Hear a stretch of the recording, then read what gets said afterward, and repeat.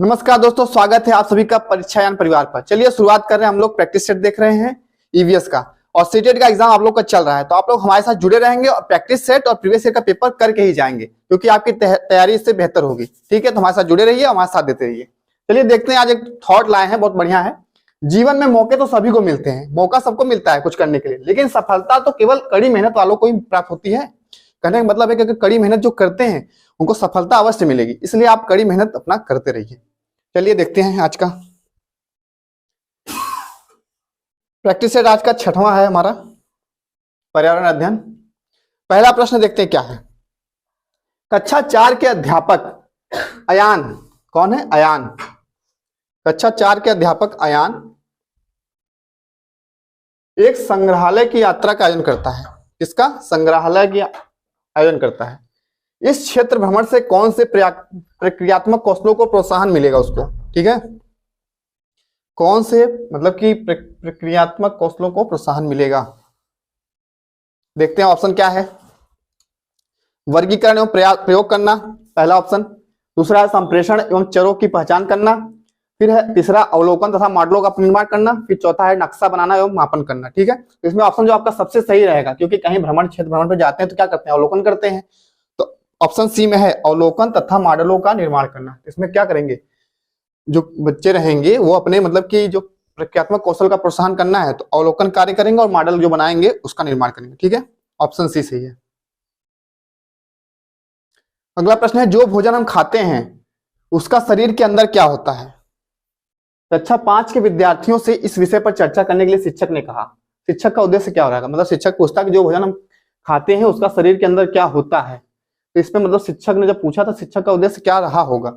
Option देखते हैं। पाचन क्रिया वैज्ञानिक प्रत्ययों के विषय में विद्यार्थियों की कल्पनाशीलता का विकास करना। ठीक है, और फिर प्रश्न के सही उत्तर प्रतिपादित करने में विद्यार्थियों की मदद करना। फिर है विद्यार्थियों के अंतर्बोधि विचारों का अन्वेषण करना, और फिर जिसके द्वारा वह विद्यार्थियों में विचारों की कल्पनाशीलता का सृजन भी कर सके। ठीक है, डी है उपयुक्त सभी। इसमें सबसे बेस्ट तो सी लग रहा है, विद्यार्थियों के अंतर्बोधि विचारों का अन्वेषण करेंगे, फिर जिसके द्वारा विद्यार्थियों में क्या होगा? विचारों की कल्पनाशीलता का सृजन भी होगा। ठीक है, तो ऑप्शन सी आपका सही है, ऑप्शन सी। अगला प्रश्न है, थीम यात्रा, मतलब कि थीम है आपकी यात्रा, बछेंद्री पाल के पर्वतारोहण के अनुभवों के वर्णन को सम्मिलित किया गया है। ठीक है, इन्हें सम्मिलित करने के क्या कारण हो सकते हैं? कि अगर मतलब कि किसी कक्षा में अगर थीम यात्रा में बछेंद्री पाल के पर्वतारोहण के अनुभवों को सम्मिलित करना है, तो इसका उद्देश्य क्या रहा होगा? कारण, यह अध्याय लिंग रूढ़िबद्धता को प्रति चुनौती देता है। हाँ, ये सही है। यह अध्याय जो था पर्वतों की ऊंची चोटियों को मापने पहुंचने में आई चुनौतियों का सामना वर्णन करता है, यह भी सही है। फिर है सी की यह अध्याय सामूहिक टीम कार्य के महत्व की व्याख्या करता है, मतलब सामूहिक कार्य करने की व्याख्या करता है। यह अध्याय एक अनुकरणीय आदर्शों को प्रस्तुत करता है, अनुकरणीय आदर्श। ठीक है, तो इसमें सब सही है। ऑप्शन ए भी सही है, बी भी, सी भी, डी भी, सब एक मतलब कि सही सही पॉइंट बनते हैं। तो option A B C D सब सही है आपका, पहले में ही है ऑप्शन ए में, A B C D, option A सही है। अगला प्रश्न, निम्नलिखित में से कौन सी युक्ति भाषा सीखने में कठिनाइयों वाले विद्यार्थियों को पर्यावरण अध्ययन सीखने के लिए सबसे उचित है? मतलब कि भाषा सीखना है, कठिनाई जो आती है विद्यार्थियों को, उसमें सबसे उचित कौन सी होगी? उन्हें स्पर्शी स्वरूप में या बड़े अक्षर में अंकित शिक्षा सामग्री दी जाए। ये मतलब दृष्टिबाधित बच्चों के लिए है, ये तो नहीं होगा, पहला ऑप्शन नहीं होगा। अवधारणाओं की व्याख्या बड़े बड़े चित्रों, ठोस वस्तुओं और क्रियाकलापों के साथ की जाए। फिर आगे देखते हैं श्रवण सामग्री के रूप में पाठ्य विषय वस्तु देना। फिर विद्यार्थियों को कक्षा में प्रथम पंक्ति में बैठाना। नहीं, इसमें जो बी है अवधारणाओं की व्याख्या बड़े बड़े चित्रों, ठोस वस्तुओं और क्रियाकलापों के साथ किया जाए। ठीक है, इसमें बी जो है आपका यही सही है। मतलब कोई भाषा सीखने में कठिनाई आ रही है तो इसके लिए ये वाली आप युक्ति प्रयोग करेंगे, बड़े बड़े चित्र, ठोस वस्तु को प्रयोग करेंगे। ठीक है, ऑप्शन बी सही है। अगला प्रश्न है, शिक्षक द्वारा पूछे गए प्रश्नों के उत्तर के लिए निम्न में से कौन सी युक्ति विद्यार्थियों के आकलन के लिए सही है? मतलब शिक्षक अगर प्रश्न पूछे तो उसके लिए कौन सी युक्ति सही है? उत्तरों का मूल्यांकन सही या गलत के रूप में करना तथा उनके अंक संख्यात्मक रूप में प्रदर्शित करना, ये नहीं। उत्तरों में छात्रों के मूल विचारों का मूल्यांकन गुणात्मक हो। ठीक है, ये मूल विचारों का मूल्यांकन होना चाहिए। ठीक है, फिर छात्रों के अनुभवों का मूल्यांकन, ये भी सही है।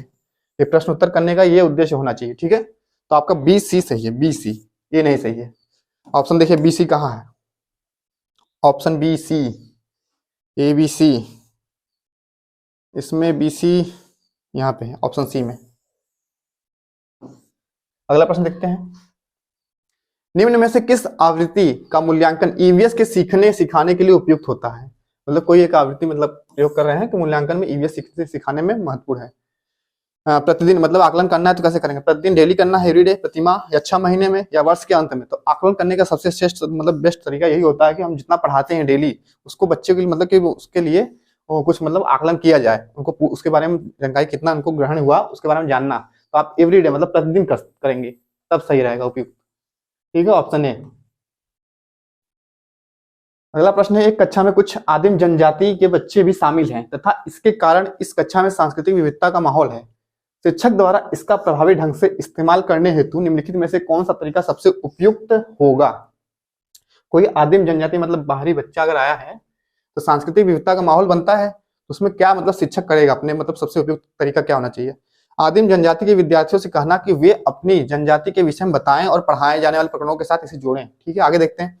स्वतंत्रता आंदोलन में बिरसा मुंडा जैसे स्वतंत्रता सेनानियों की भूमिका को उजागर करना। फिर है, विद्यार्थियों से अपनी संस्कृति और उनके द्वारा सबसे अधिक मूल्यवान अथवा सम्मानित बिंदुओं से जुड़े प्रकरणों पर क्रियात्मक शोध करने के लिए कहना। ये तो सबसे सही लग रहा है। आदिम जनजाति शिल्प कृतियों और पर पोशाकों को प्रदर्शित करना। इसमें जब सबसे बेस्ट लग रहा है ऑप्शन 3 मतलब तीसरा देखेंगे, इसमें विद्यार्थियों से अपनी संस्कृति और उनके द्वारा सबसे अधिक मूल्यवान अथवा सम्मानित बिंदुओं से जुड़े प्रकरणों पर क्रियात्मक शोध करने के लिए कहना। तो ये सही है आपका ऑप्शन मतलब तीसरा जो इसमें है वही सही है। अगला प्रश्न है, आनंद एक अध्यापक है जो कक्षा 4 के विद्यार्थियों को अपने देश के भोजन की सांस्कृतिक विविधता बताना चाहते हैं। तो इस विषय को पढ़ाने के लिए सर्वोत्तम विधि निम्नलिखित में से क्या होनी चाहिए? ठीक है, मतलब पूरे देश के अपने देश के भोजन की जो विविध मतलब सांस्कृतिक विविधता है उसको बताना चाहते हैं। तो देखते हैं ऑप्शन क्या है। विद्यार्थियों से पूछें कि इन्होंने क्या खाया है, इसके बाद चर्चा करें। क्योंकि पूरे देश के बारे में पूछा है तो विद्यार्थियों से बस पूछने से नहीं चलेगा। ये विभिन्न प्रकार के खाने की चीजों के चित्रों वाले फ्लैश कार्ड दिखाना, बस फ्लैश कार्ड पे मतलब चित्र व्यंजनों के दिखाकर बात करना नहीं।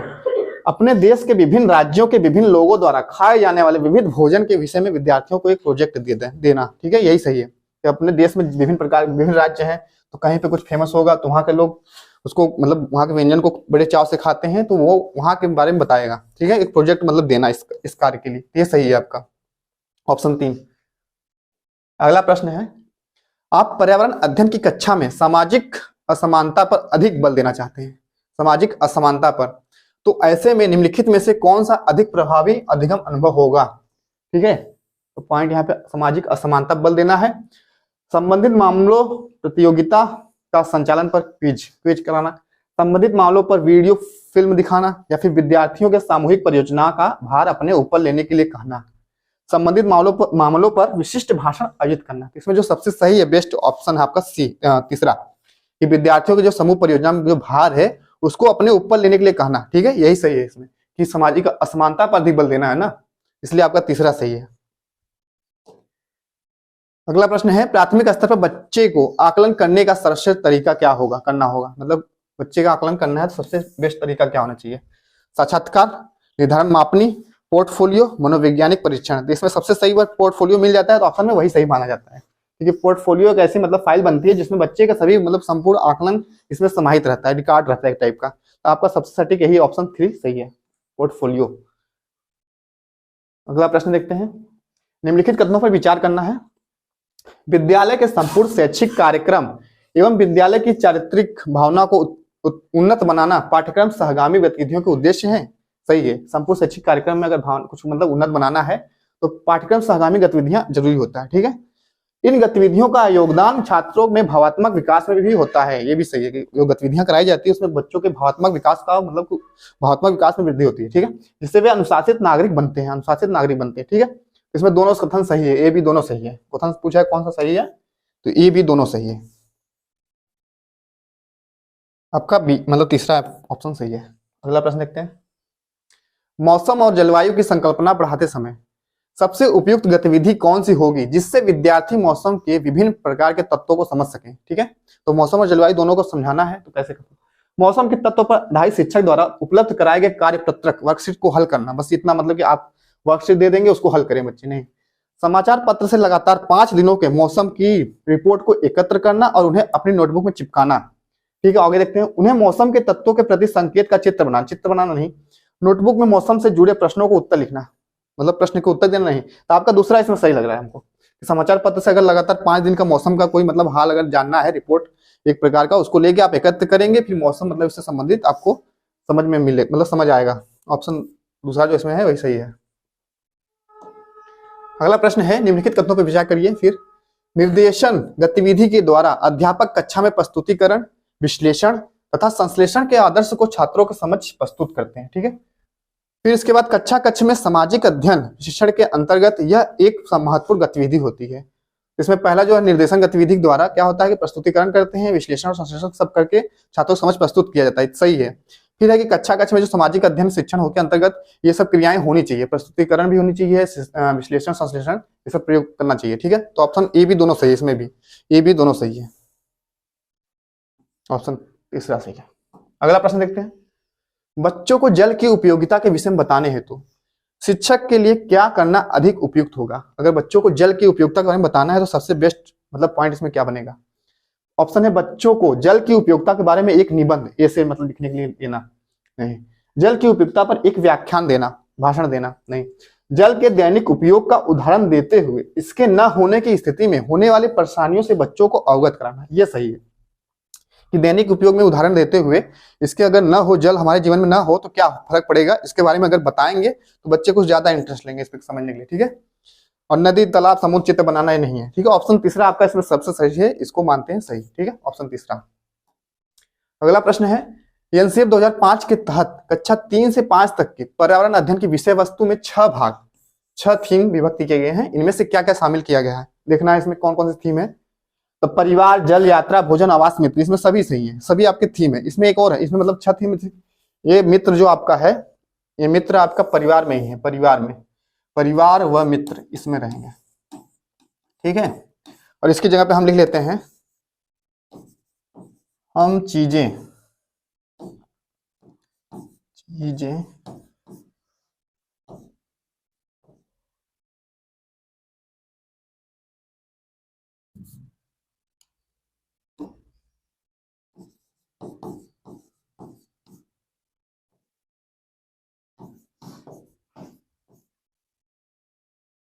हम कैसे सोचते हैं, चीजें कैसे बनाते हैं, ऐसे होना चाहिए।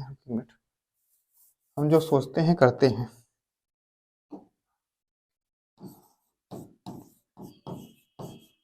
सोचते हैं, जो चीजें सोचते हैं और चीजों को बनाते हैं, वो सोचते हैं वह करते हैं।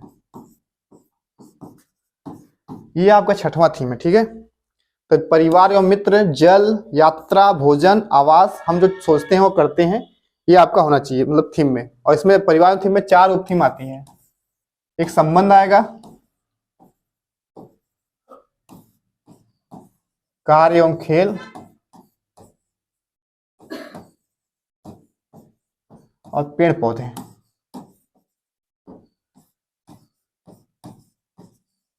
ये 4 आपके उप थीम है, आपके परिवार एवं मित्र में ही उप थीम आते हैं। और इसमें आपको प्रश्न में जो पूछा है कि 6 भागों में विभक्त किया, इनमें से क्या शामिल है, तो इसमें सभी शामिल है। तो A B C D F सब सही था। आपके 4थे में है A B C D E F. चलिए आगे देखते हैं अगला प्रश्न। एकीकृत उपागम की व्यवस्था करते समय ध्यान देना चाहिए। एकीकृत मतलब इंटीग्रेटेड करना है कोई चीज।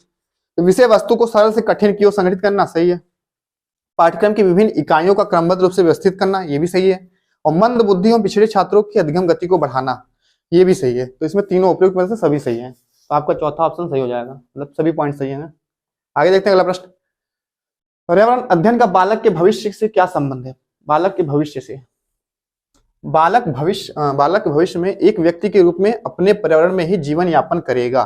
फिर है पर्यावरण के ज्ञान के बाद बालक भविष्य में इसका दोहन अच्छी तरह से कर पाएगा, नहीं। बालक भविष्य में इसी क्षेत्र में रोजगार प्राप्त करेगा, या फिर बालक के भविष्य से पर्यावरण का कोई संबंध नहीं है। तो पहला आपका जो सही है, इसी में पहला है, क्या लिखा है, बालक भविष्य में एक व्यक्ति के रूप में अपने पर्यावरण में ही जीवन यापन करेगा। ठीक है, ये सही है आपका पहला ऑप्शन। अगला प्रश्न है, रेगिस्तानी ओक के विषय में नीचे दिए गए विचार करना है। ठीक है, रेगिस्तानी ओक आपका ये एक पेड़ है, इसके बारे में विशेषता है, इसमें कौन सी विशेषता मैच खाएगी उसको देखना है। यह वृक्ष लगभग किसी सामान्य कक्षा के कमरे की दीवार की ऊंचाई तक बढ़ती है, मतलब एक कमरे की जो ऊंचाई होती है उतनी ऊंचाई इसकी होती है। तो ये सही है पॉइंट, कि लगभग 10 से 12 फीट ऊंचाई इसकी होती है। यह वृक्ष अबू धाबी में पाया जाता है, मिल गया गलत, ये पॉइंट गलत है। अबू धाबी में नहीं पाया जाता, ये कहाँ पाया जाता है? ये वृक्ष पाया जाता है ऑस्ट्रेलिया में। कहाँ? ऑस्ट्रेलिया में।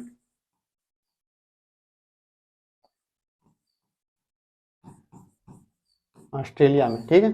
फिर इस वृक्ष के तने में जल एकत्र होता है, स्थानीय लोगों को जब आवश्यकता होती है तो पाइप से जल निकालकर पीते हैं। ये भी सही है कि इसमें जो तने में जल एकत्र रहता है, पाइप से निकाल कर पी सकते हैं।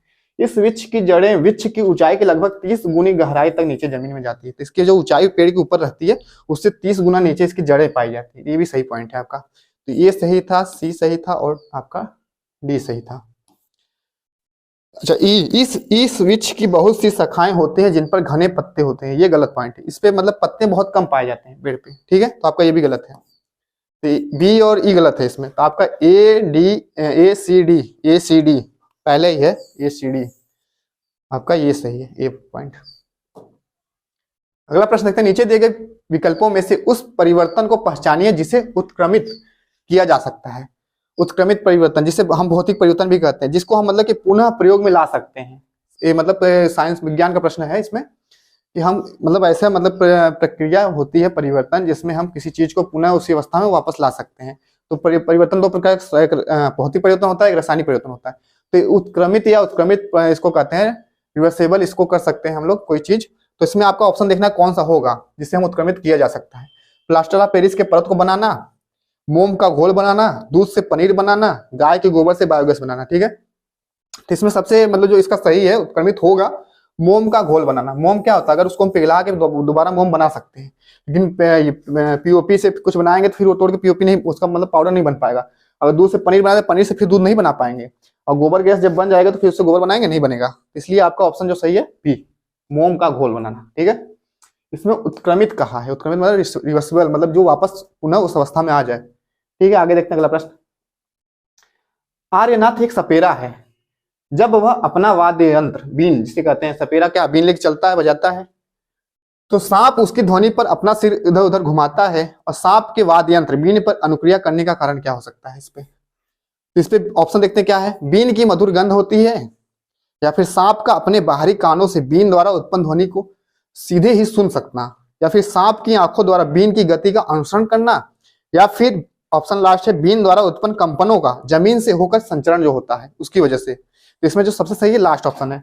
जो बीन मतलब क्या होता है, सांप के कान नहीं होते हैं, ठीक है। वो क्या करते हैं, वो मतलब जमीन पे जो कंपन होता है उसी से उनको समझ में आता है कौन आ रहा है कौन जा रहा है, ठीक है। तो इसमें जो आपका है वाद्य यंत्र जब बीन बजाएंगे कोई, तो उसमें क्या होता है, कंपन होता है। तो जमीन पे जब कंपन होगा तो उसी से सांप को फील अच्छा लगता है कंपन, उस हिसाब से वो अपना सिर उधर उधर करके डांस करता है। तो नागिन डांस जिसे कहते हैं सब। चलिए आगे देखते हैं अगला प्रश्न, आपका डी है, इसमें ऑप्शन सही है। प्रश्न है, कोई एक्सप्रेस ट्रेन मतलब एक रेलगाड़ी है 140 किलोमीटर की दूरी 2 घंटे में तय करती है। इस ट्रेन की मीटर प्रति सेकंड में मतलब कि चाल क्या रही होगी, ठीक है। इसकी देखो दूरी दे दी है 140 किलोमीटर है, और समय भी दे दिया है 2 घंटे, और इसकी गति पूछा है, मतलब चाल पूछा है, चाल। तो चाल का मतलब फार्मूला देखते हैं पहले, चाल बराबर दूरी बटा समय।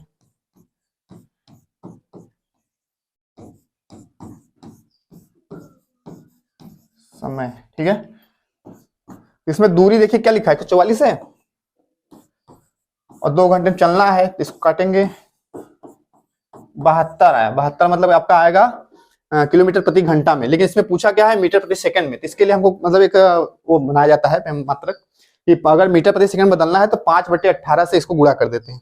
अगर मीटर प्रति सेकंड को किलोमीटर में बदलना होता है, किलोमीटर प्रति घंटा में, तो उसको 18/5 से गुणा करते हैं। तो इसमें मीटर प्रति सेकंड बदलना है तो 5/18 से गुणा करेंगे, 5/18। आप लोग को याद रहना चाहिए इस पॉइंट। इसमें अब काटेंगे इसको, 72, अब 4 × 5 कितना हुआ, 20। तो 20 आपका क्या आएगा, मीटर प्रति सेकंड इसकी चाल आएगी, मीटर प्रति सेकंड, मीटर प्रति सेकंड। आपका ऑप्शन देखते हैं 20 मीटर प्रति सेकंड, ऑप्शन बी में है, यही आपका सही है, ठीक है। ऑप्शन बी सही है। आगे देखते हैं अगला प्रश्न। आपका घर एक्स पर स्थित है, ये डायरेक्शन वाला है। आपका घर एक्स पर स्थित है तथा आपका विद्यालय वाई पर स्थित है।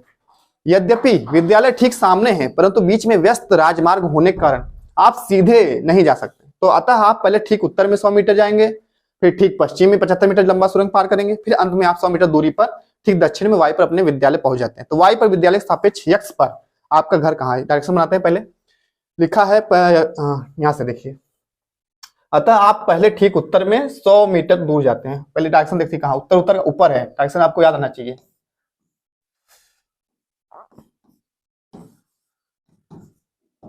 ये आपका डायरेक्शन है, समझ लीजिए, ईस्ट वेस्ट नॉर्थ साउथ। तो इसमें देखेंगे हम पहले 100 मीटर ऊपर उत्तर जा रहे हैं, तो 100 मीटर ऐसे ऊपर जाएंगे, यहाँ से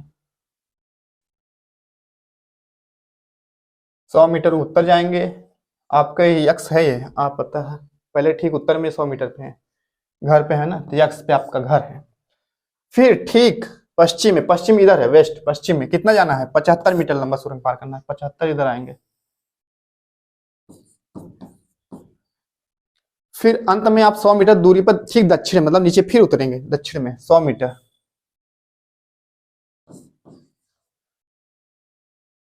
दक्षिण में वाई पर अपने विद्यालय पहुंचे। वाई, ये वाई आपका मतलब संकेत, यहाँ पे वाई है विद्यालय, ये आपका घर है, ये विद्यालय है। तो वाई पर विद्यालय के सापेक्ष, यहाँ पे विद्यालय आपके इसके सापेक्ष पूछा है, यक्स पर आपका घर कहाँ स्थित है, तो यहाँ के सापेक्ष देखेंगे तो इसके सीधे में है, ये एकदम सीध में जा रहा है, ठीक है। तो आपके सीध मतलब उधर उस साइड जा रहा है, यहाँ से यहाँ तक, इधर से इधर जा रहा है, तो मतलब पूरब में जा रहा है, पूरब दिशा मिल गई। और कितना दूरी मिलेगा, दूरी जो ऊपर वाली सेम दूरी यही पड़ेगी, इसको नीचे भी वही दूरी पड़ेगी ना, 75। तो 75 ठीक पूरब, 75 मीटर ठीक पूरब आपका ऑप्शन सी में है, 75 मीटर ठीक पूरब में, ऑप्शन सी सही है। अगला प्रश्न देखते हैं, बिहार के लोगों के लिए मधुमक्खी पालन, उसमें ऑप्शन में लीची लिखा है कि लीची मतलब कि जब फूल फूलता है लीची का, तो उसमें मधुमक्खी उस समय सही रहता है मधुमक्खी पालन करना। मधुमक्खी पालन प्रारंभ करने की सबसे अच्छी अवधि कौन सी होगी, जुलाई से सितंबर होगी, अक्टूबर से दिसंबर होगी, या जनवरी से मार्च होगी, या अप्रैल से जून होगी। तो सबसे अच्छा जो लीची के जब फूल फूलता है उस समय मधुमक्खी पालन करना सबसे उचित रहता है। तो ये समय जो रहता है अक्टूबर से दिसंबर का रहता है, इस समय मधुमक्खी पालन सबसे बढ़िया तरीका रहता है। तो ऑप्शन बी सही है आपका, अक्टूबर से दिसंबर, ठीक है। अगला प्रश्न देखते हैं, वेलक्रो का उपयोग बहुत सी चीजों को एक दूसरे के साथ चिपकाने में किया जाता है, निम्नलिखित में से किसने प्रकृति से प्रेरणा लेकर वेलक्रो को बनाया था। तो ये मतलब कि एक वैज्ञानिक रहे होंगे जिन्होंने वेलक्रो को बनाया था प्रकृति से प्रेरणा लेकर। तो एक वैज्ञानिक थे जिनके मतलब कि एक समय था कि वो लोग देखे थे कोई मतलब कि बीज, एक मतलब कि उसमें कुछ बना था ऐसे चिपकने वाला, तो इससे मतलब उनके कपड़े पे चिपका होगा, तो इससे उनके दिमाग में आइडिया आया कि वेलक्रो बनाया जाए। तो वेलक्रो तो आप देखेंगे आपके सैंडल में कहीं चिपकाने के लिए ऐसे सिस्टम बना रहता है, जो पहनते हैं सैंडल चप्पल उसमें रहता है उसमें वेलक्रो लगा। तो आपका देखेंगे इसमें कौन है, इसने कौन बनाया था, तो आइजक असिमोव नहीं, रोनाल्डो रास नहीं, ये मलेरिया संबंधित है। जॉर्ज मेस्टल, यही सही है आपका, जॉर्ज मेस्टल जो थे इन्होंने ही वेलक्रो को बनाया था, वेलक्रो सबसे पहले अवधारणा इन्हीं के दिमाग में आई थी। तो आपका ऑप्शन सी सही है, जॉर्ज मेस्टल, ऑप्शन सी सही है। अगला प्रश्न देखते हैं क्या है, चेराओ कहाँ का लोक नृत्य है। एक नृत्य है चेराओ एक प्रकार का, तो ये किस मतलब राज्य का नृत्य हो सकता है, उड़ीसा, असम, छत्तीसगढ़, मिजोरम। तो सबसे फेमस आपका ये नृत्य है जहां मिजोरम का है, ऑप्शन डी सही है, मिजोरम का, ठीक है, ऑप्शन डी सही है, चेराओ मिजोरम का। नीचे देखिएगा किस एक शहर में केवल एक प्रकार खजूर मतलब जो खजूर का पेड़ है वही वृक्ष दिखाई देता है, कौन सा शहर है वो पूछा है। खजूर का पेड़ सबसे ज्यादा कहाँ होता है, कंधार में, या कराची, बर्लिन, अबू धाबी। तो अबू धाबी में क्या होता है, रेगिस्तान मतलब कि रेत ही रेत रहता है, तो वहां पे सबसे बढ़िया जो पेड़ रहता है बस यही दिखता है, खजूर के पेड़। तो डी ऑप्शन आपका सही है, Abu Dhabi, option D, Abu Dhabi में खजूर के पेड़ पाए जाते हैं सबसे ज्यादा। मुक्तापुर पोचमपल्ली जिले का एक गांव है, ठीक है, एक गांव है मुक्तापुर पोचमपल्ली जिले का। इस जिले के ज्यादातर परिवार बुनकर हैं और उनके द्वारा बुने गए कपड़ों को पोचमपल्ली कहते हैं। पोचमपल्ली साड़ी फेमस है। यह जिला किस राज्य का भाग है पूछा है, मतलब ये जिला पोचमपल्ली किस राज्य का भाग है, कर्नाटक है, आंध्र प्रदेश है, तेलंगाना है, तमिलनाडु है। तो ये आपका जो भाग है ये तेलंगाना का है, ठीक है, ऑप्शन सी तेलंगाना, पोचमपल्ली जो जिला है आपका तेलंगाना में आता है, ऑप्शन सी सही है। वहां के लोग मतलब कि सिलाई कढ़ाई बुनाई ये सब काम करते हैं और वहां के पोचमपल्ली साड़ी फेमस है। अगला प्रश्न देखते हैं क्या है, मोहन गेहूं के मौसम में देखता है कि हवा के द्वारा अनाज एवं भूसे को भिन्न भिन्न किया जा सकता है, मतलब अलग अलग कर सकते हैं। बताइए कि ठोस अवयवों के मिश्रण पृथक्करण की कौन सी विधियां अपनाई जा सकती है। ठोस अवयव मतलब निकालना है दाने, मतलब कि दाना को अलग करना है, तो कौन सी विधि अपनाएंगे। ऑप्शन है हस्त चयन, फिर है निष्पावन, फिर है गाहना, फिर है चालन, तो गहना मतलब थ्रेशिंग इसे कहते हैं। और इसमें ऑप्शन जो आपका सही है, अगर ठोस से मतलब कि आपका ठोस अवयव निकालना है मिश्रण से, तो आप क्या करेंगे, निष्पावन करेंगे। निष्पावन मतलब विनोइंग, जिसे मतलब कि वो हवा में से ले जाके वो चलाते हैं ना, हवा हवा करते हैं, तो उसमें जो ठोस अवयव बैठ जाएगा, बाकी भूसा उड़ जाता है। तो आपका यही है निष्पावन, ऑप्शन दूसरा सही है इसमें। अगला प्रश्न है, स्वर्णिम चतुर्भुज महाराजमार्ग के विषय में कौन सा कथन सत्य है। मतलब स्वर्णिम चतुर्भुज भारत में बनी गई है, ये चतुर्भुज मतलब सड़क बनाई गई है, ठीक है। इसमें विशेषता दिया है, ये चारों महानगरों को जोड़ने वाली सड़क है। 4 महानगर, इसी सही बात है, 4 महानगर जोड़ता है। दिल्ली है, मुंबई है, कोलकाता है, और एक चेन्नई है, ठीक है।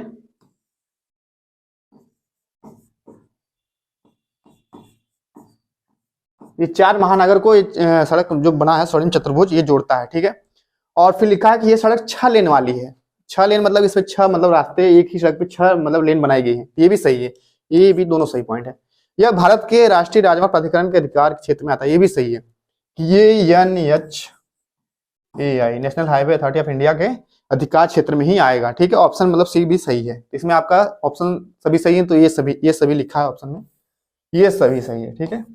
स्वर्णिम चतुर्भुज एक राजमार्ग बनाया गया था भारत में, सभी मतलब महानगरों को जोड़ने के लिए, तो आपके 4 महानगर इसमें शामिल हैं। चलिए देखते हैं आखिरी प्रश्न हमारा, निम्नलिखित में से कौन सा युग्म सुमेलित नहीं है पूछा है, सुमेलित नहीं है पूछा है। देखते हैं कौन सा मैच नहीं करता इसमें। पहला है न्यावा शोवा मुंबई, न्यावा शोवा मुंबई में ही है, ये आपका बंदरगाह जो है न्यावा शोवा मुंबई में ही। इसका नाम क्या है बदल के, पंडित जवाहरलाल नेहरू, पंडित जवाहरलाल नेहरू, जवाहरलाल,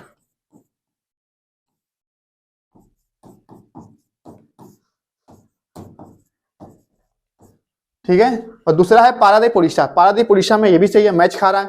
हल्दिया कोलकाता, कोलकाता पश्चिम बंगाल, ये भी सही है।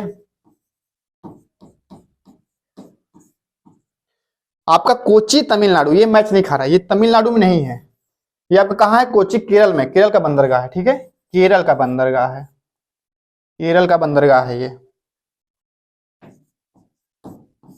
और तमिलनाडु का जो बंदरगाह है उसका नाम है एन्नोर,